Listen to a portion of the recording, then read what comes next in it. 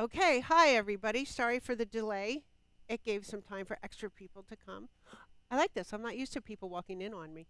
Um, anyway, and this is going to be fun trying to do this in the dark. Uh, what I'm going to do is I'm a jewelry designer. I'm here on the ship to show my work, and it occurred to me after I had been showing for a little while that my work is all about happiness. My jewelry is filled with symbolism about finding happiness.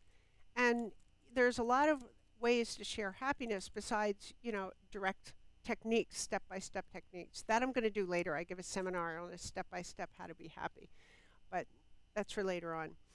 There's something really intrinsically joyful about stringing pearls and making jewelry, and it's not just about pearls. Pearls is the easy technique that I have, but there's just something.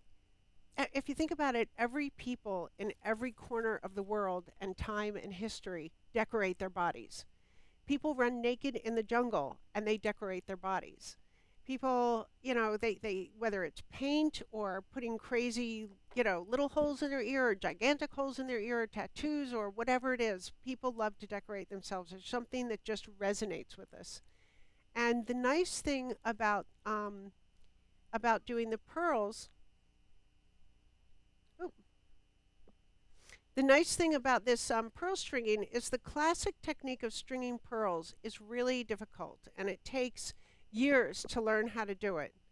But the technique that I've developed is so easy that I can teach you really on your first strand of pearls, you're going to make something beautiful. And it's sort of like if you imagine that I can put a canvas and a palette of paint in front of you, and right away you're going to be able to just take anything out of your imagination and put it on the canvas. Can you imagine how exciting that would be, not to have to go through the years of perfecting your technique and just to be able to express yourself? That's how much fun it is, doing this technique. And I'll show you the first thing I'm going to show you is the classic technique so you can see what I learned. And by the way, I'm teaching you for free. Cost me $650 to take a pearl stringing class at Gemological Institute. Um, so let's see. So in the classic technique, what you would do is you put a pearl on the strand, and then you tie a knot. And then you have to somehow get this knot really, really close to the pearl. So you take a tweezer, a very long tweezer like this, and you hold the pearl and you pull the knot. And if it's not quite, close enough to the pearl, you have to work it down to the pearl, and then you go and you do the next one. And it's, there are no silly questions. That's a silly question.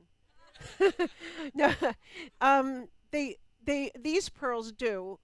Obviously, the pearls don't come out of the oysters with holes in them. Um, usually, usually when you usually the pearls that you'll buy are sent around the world. Let's say from wherever they're grown in China or Japan or French Polynesia. They're usually sent on strands with holes drilled in them, and the strands are already matched. And we're going to get to that later. Sometimes you don't want the pearl drilled. Sometimes you want it half drilled. If you're wearing an earring or a pendant, you don't want a hole all the way through, so that's called half drilled.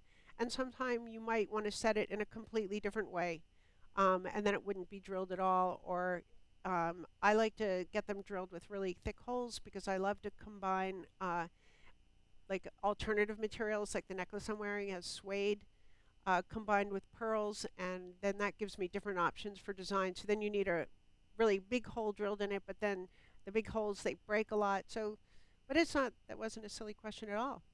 Um, anyway, so my technique, I didn't like this classic technique because I'm sitting always at the beadboard, hunched over, my shoulders hurt, my back hurts, my neck hurts, and it's difficult.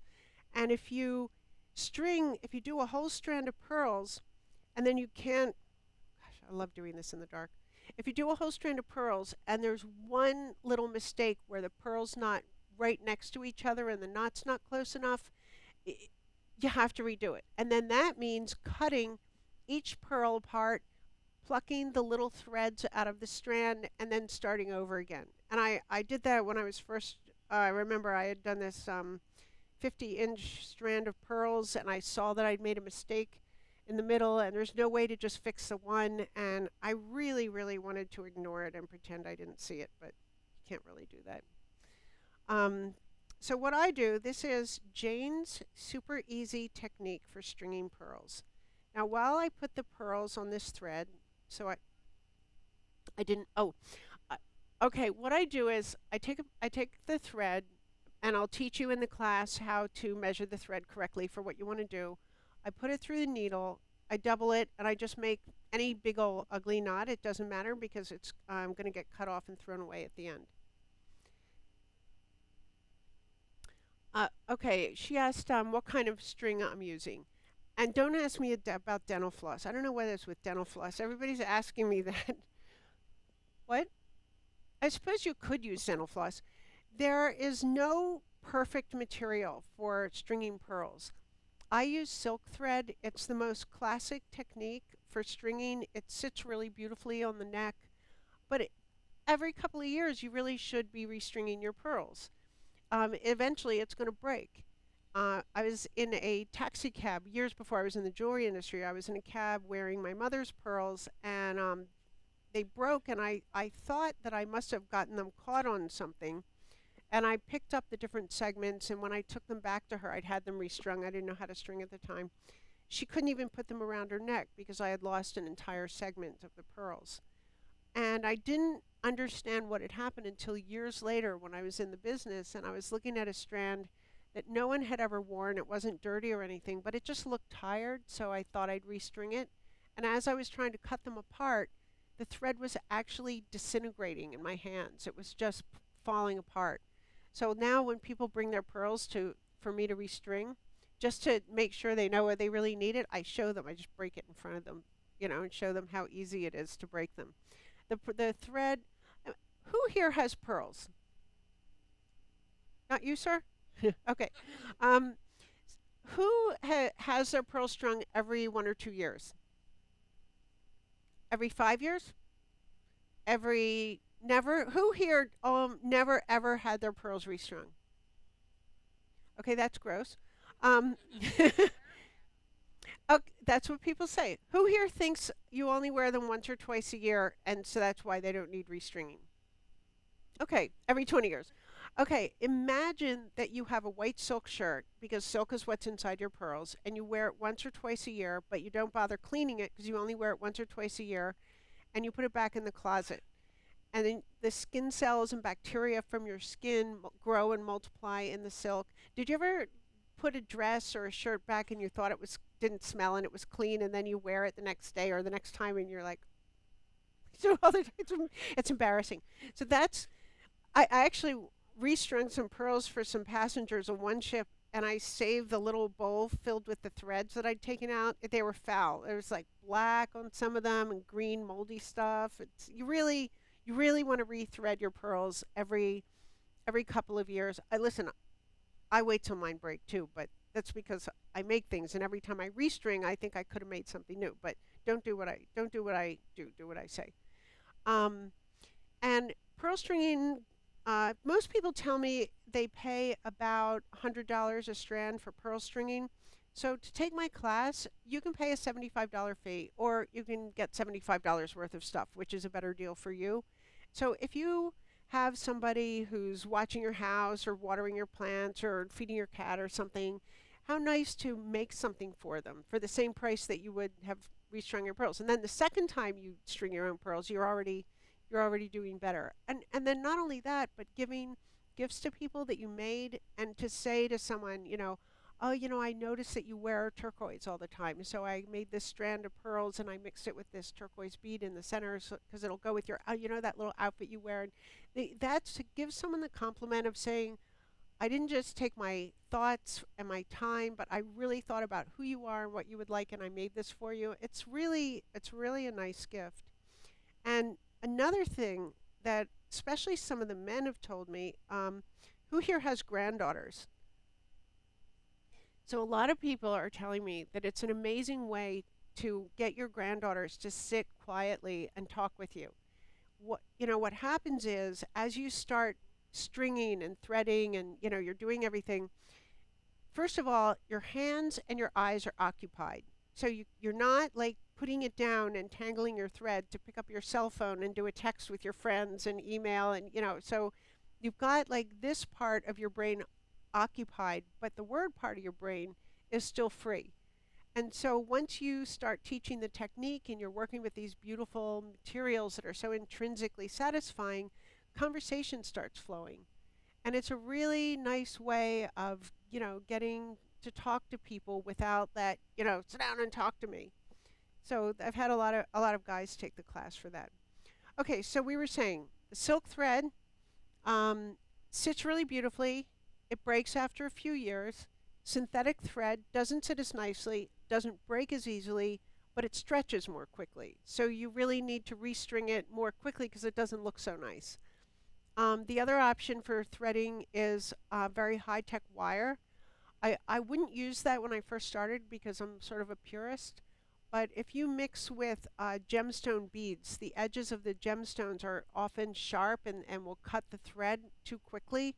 So I had one customer who had, I stand behind my work, but it wasn't doing her any favor to have to send it to me you know, every few times she wore her necklace. So I started, when I work with gemstones, I string them on wire now. And there's a kind of wire called knottable wire that is a little bit the best of both worlds, is that it's very strong, but you can knot the ends of it so it has an elegant finish. You're not just using the crimping beads, which I don't like so much personally.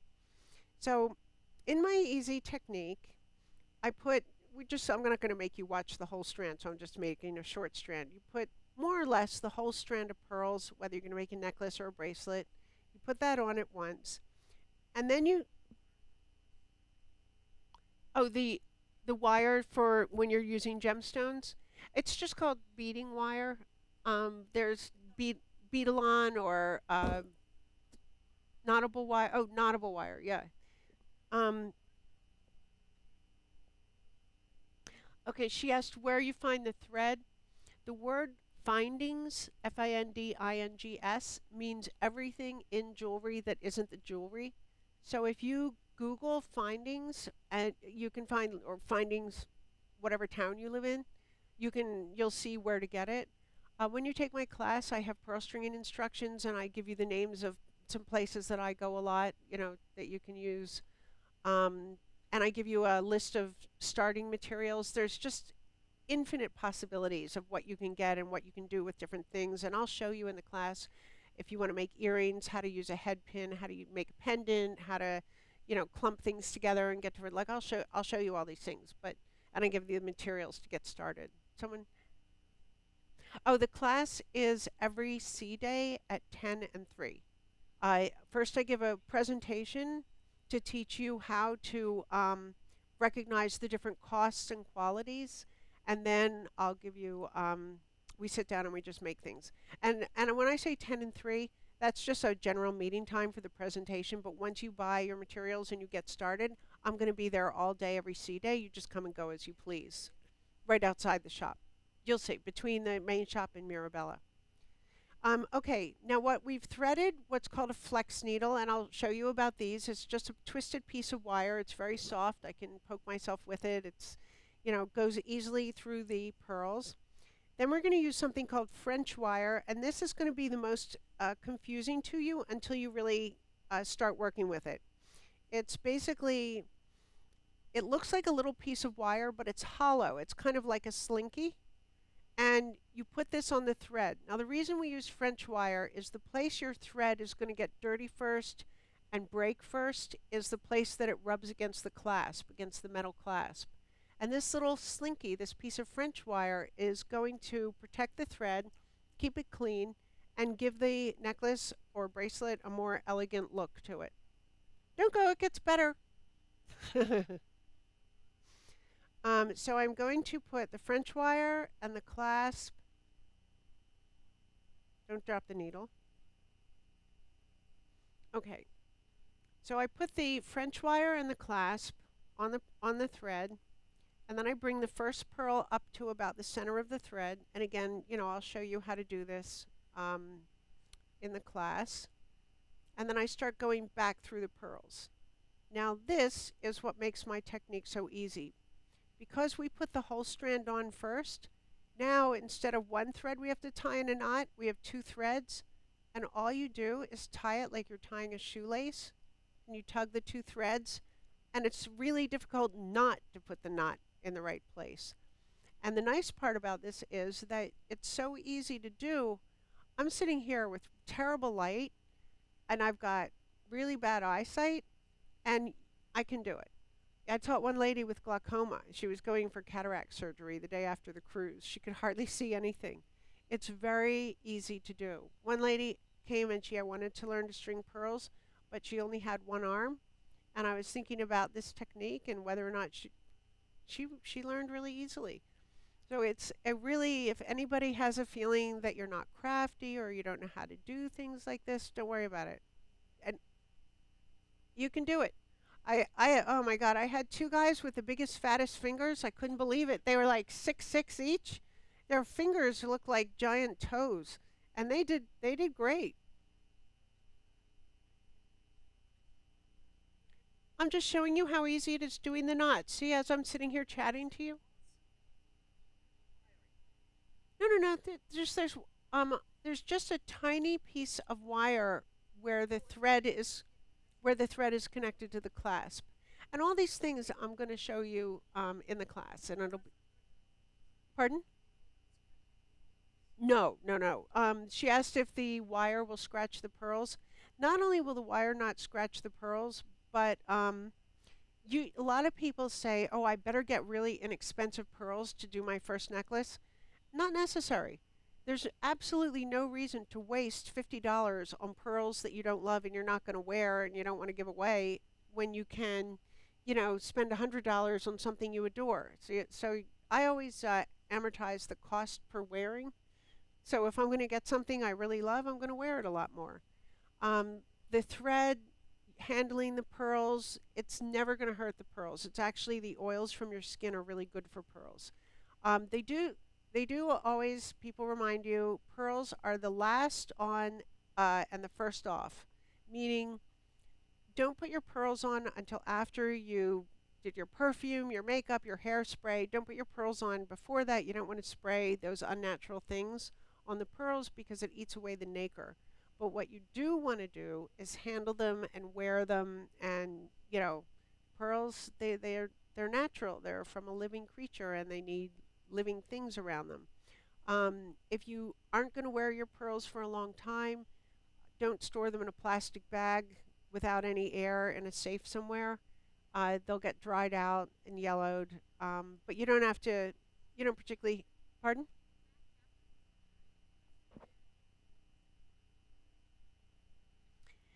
You can get, it's not going to bring them totally back to the original color, but you can get like a pearl cleaner or sometimes just a really soft cloth. We had one guest and he really wanted these pearls had sentimental value. Yeah, just take a soft cloth and he just really worked on each pearl one at a time and rubbed it and they came out pretty nice. Okay, so you have a question?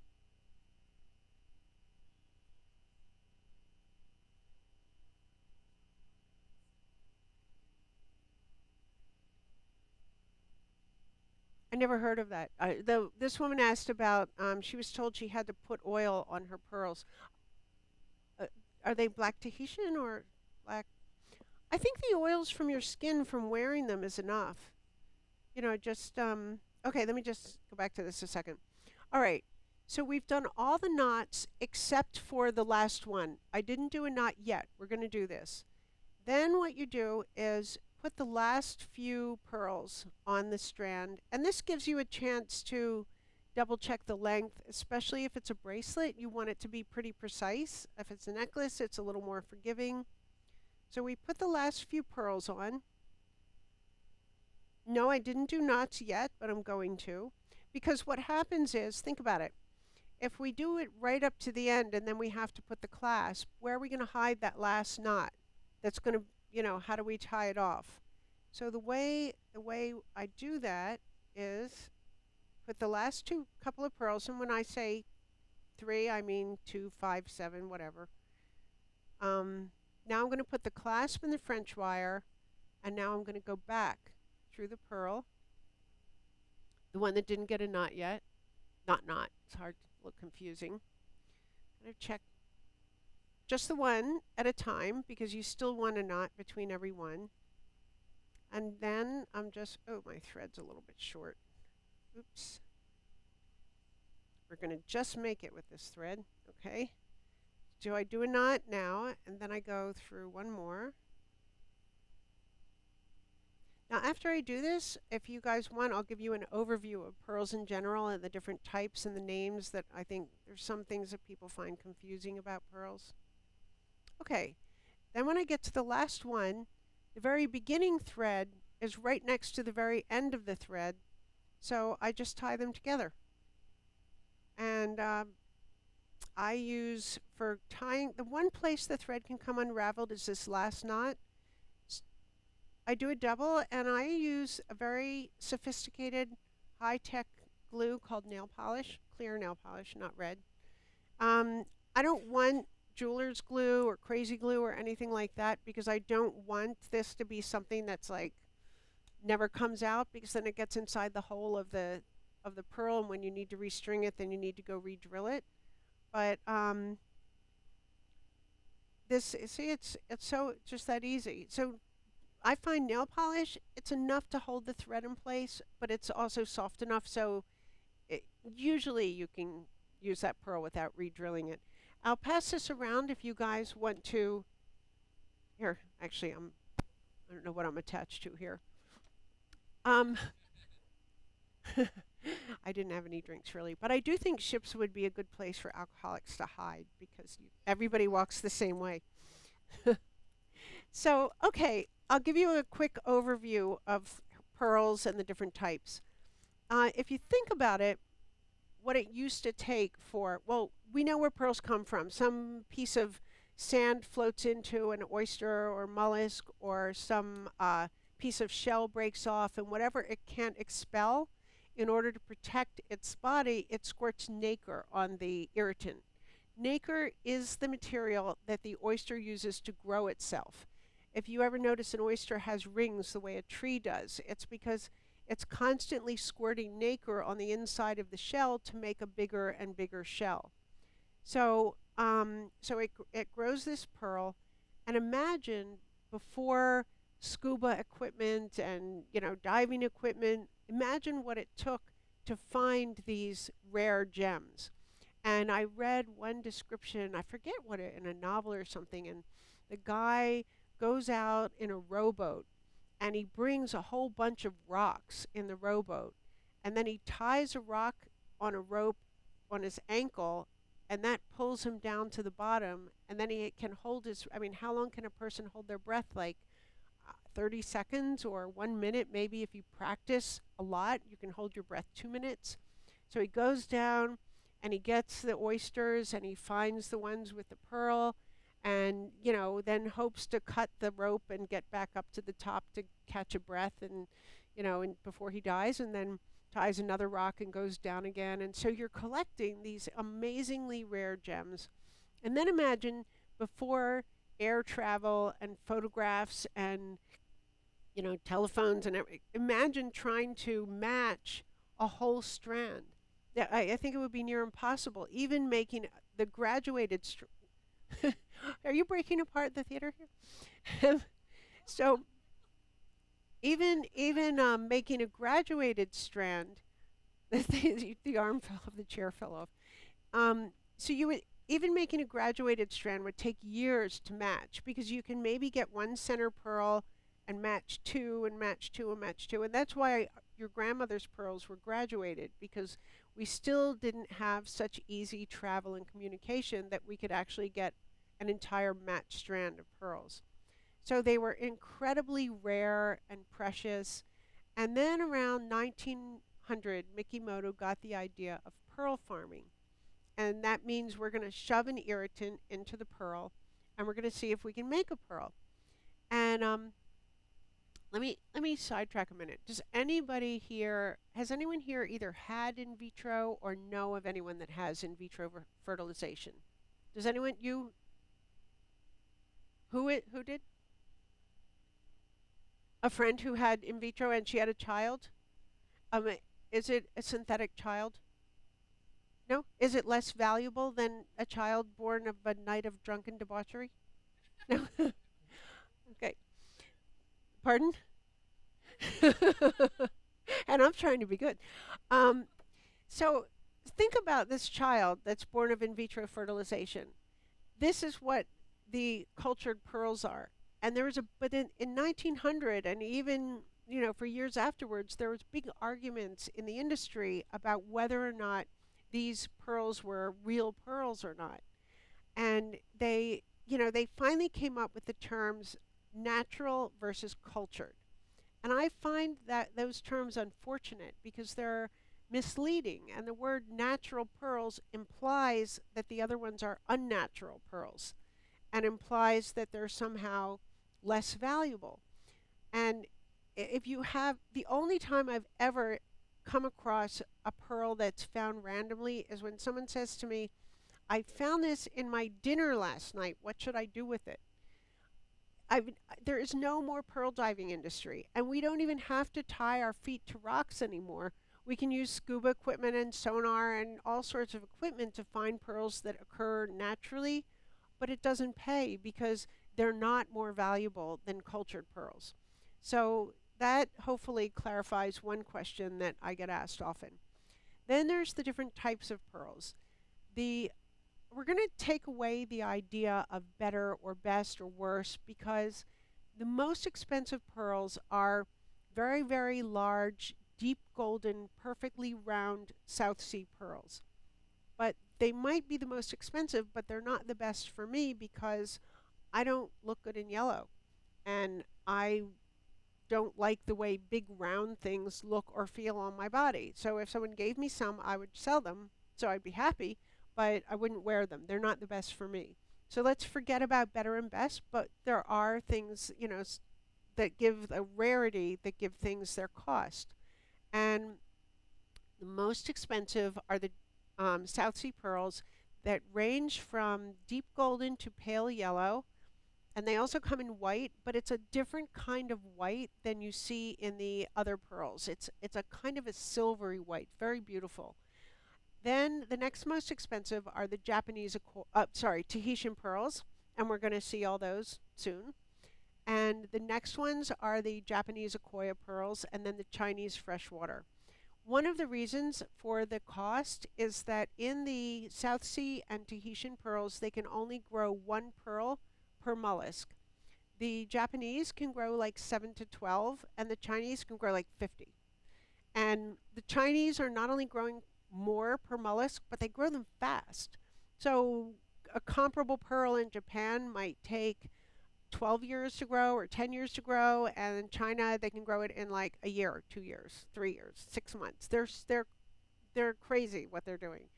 And when I first came into the business in 2001, people were saying, like, at first the Chinese pearls looked like Rice Krispies, Keshi pearls, and everybody was laughing. Oh, they're kind of fun and different, but they're beautiful because they're pearls, and pearls make everybody's skin look wonderful. If you're really pale, they bring out the rosiness. If you're dark and tan, the white looks great again. I mean, pearls look great, and it gave a different pearl look.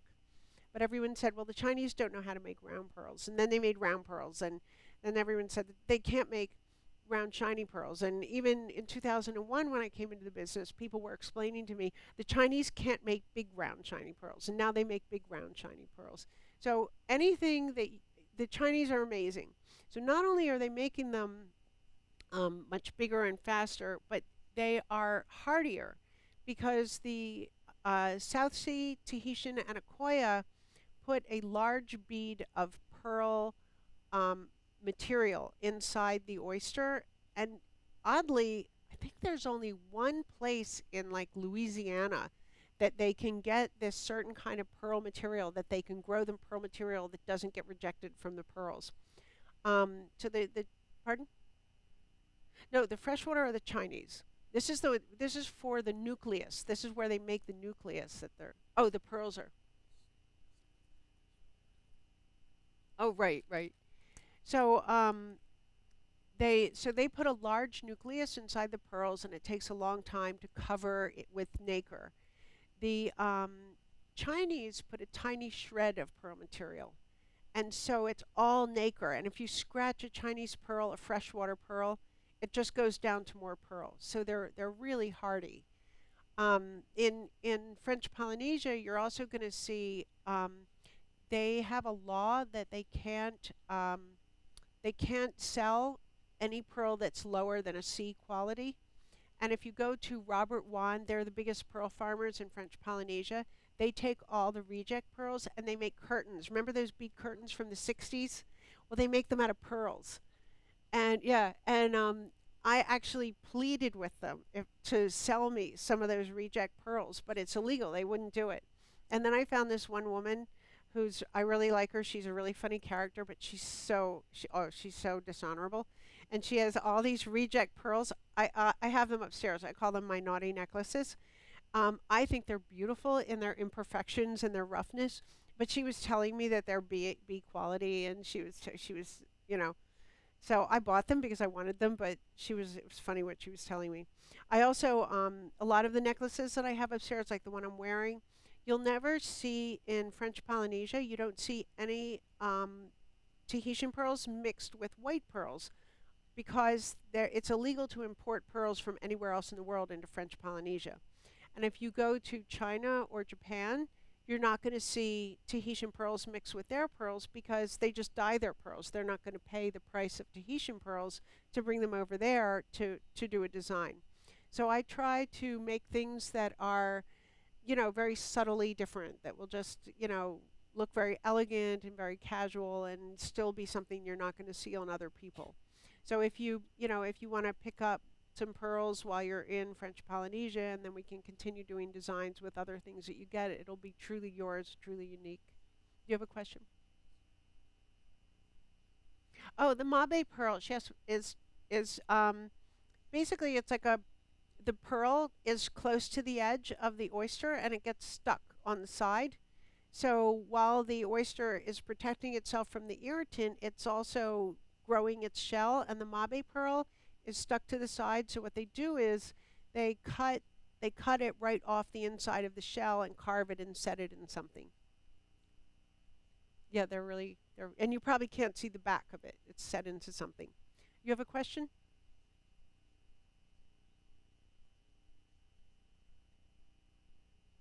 Oh, that's that's a funny question. She asked, I have some pearls that look like hands, and she asked if it was a virus that caused it. Um, I- the We'll go back to the shapes first, and then we'll go to that. The shapes. I'm going to teach you about shapes. What gives pearls their cost is the size, the roundness, the luster, surface area, and the matching when you get to a whole strand. And so I'm going to show you when we go upstairs how the more and more, like the differences between circled and round and semi-round and perfectly round, and you'll see the jumps in price. And then there's Baroque pearls, which are kind of teardrop shaped. They're rounded on one side and pointed on one side. And those are, I actually, for most things, prefer the more unusual shaped pearls. Now, when you get to these pearls like a hand-shaped pearl, I just saw those for the first time a few months ago, and I gotta think they're putting something hand shaped in the mollusk. I can't believe that randomly all the oysters are suddenly making pearls in the shapes of hands. And you can get square pearls. Pardon, Jeanette? Yeah.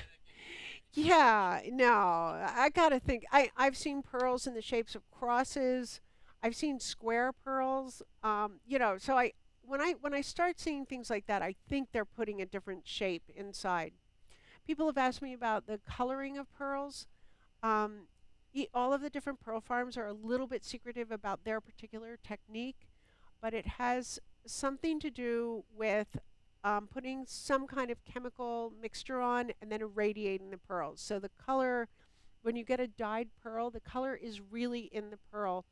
And other than red, I've never seen a problem with the colors coming off. The red pearls, for some reason, it's harder to get red to stay, and it colors the thread. So when people have bought the red or the burgundy or cranberry color pearls, I just suggest don't wear it with a white shirt until you know what it's going to do. Um, they look, the red pearls are great. You know, you wear them with navy and white in the summer, and it's this gorgeous nautical look, and it kind of gives a flash of color. And at Christmas time, it's really festive and Christmassy. They're really fun. And I have a few yellow dyed pearls downstairs or upstairs, whichever the case may be. And I don't know why, but I've hardly ever seen pearls dyed yellow, so it's kind of unusual. Any other questions? I'm sure I'm forgetting things. That's called a rice. She asked, "What are the pearls that look like rice?" It's called a rice pearl. Now, during my the next part of the presentation, this is what today is what I can tell you from a distance.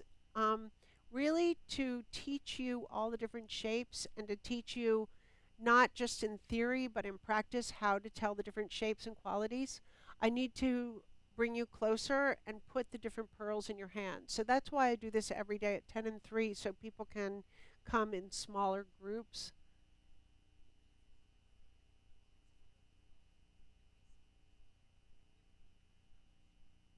Okay, yes. This lady asked if a rice pearl is different from a freshwater pearl. Yes, because freshwater is the type. So there's South Sea pearls, Tahitian pearls, Akoya pearls, which are from Japan, and the freshwater pearls, which are from China. And then the rice just describes the shape.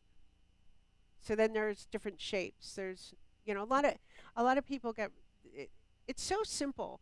You know, between this half hour, 45 minutes we've been sitting here, and if you give me another 45 minutes with the actual pearls, I can take all the mystery out of pearls. But it's just so easy because it's step by step and, you know, building on it. If people, a lot of times people come and they'll ask me questions, but the questions are so random that I have to keep backing up and starting over again. You know, the most common confusing question I get is, are these freshwater or cultured? And of course, now you know they're both. You have a go? Okay. Any more questions?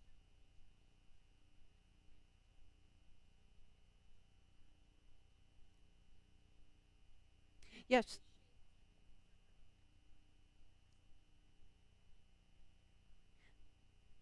like this. She asked about why the black pearls are different shades and what that means. The Tahitian pearls are known as black pearls. Tahiti is the only place that pearls naturally grow black. They're not really black. They're like the porn book, 50 Shades of Grey. Where's the man who thinks I'm naughty? Um, so, yeah, they come in all different shades. Very rarely are they actual black pearls. They come from a black-lipped oyster, and you'll see around Tahiti they'll have the shells sitting around. Now, whether or not the lips of the oyster make something black, or whether the same thing that makes the pearls gray makes the lips gray, I don't really know the genetics of it, but it comes from a black-lipped oyster.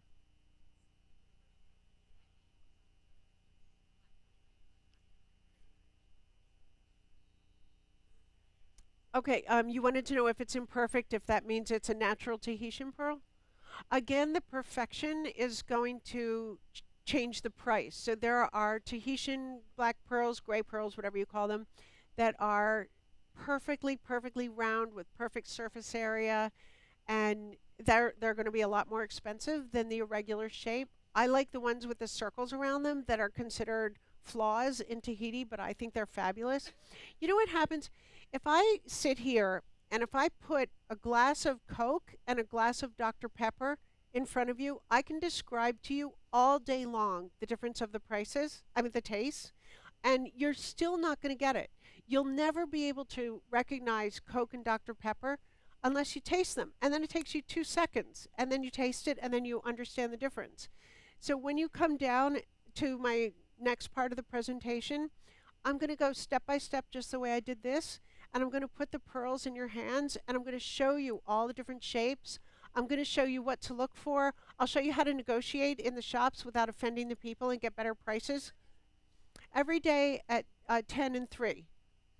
So yeah, so we didn't do it today at 10, and then at 3 o'clock, if you come to the shop, they'll show you where I am, and then I'm going to continue, but in a way that I can really. Yeah, I just don't have enough words to tell you how to recognize Coke or Dr. Pepper just with words. So any more questions? Any more questions? No. Okay, so, and this is every C day. Don't worry about whether or not you see it in the program because sometimes they forget to put me in or they, like today, they described it wrong. So just trust me, I'll be there and you can come find me. Pardon? Where the jewelry is, yeah.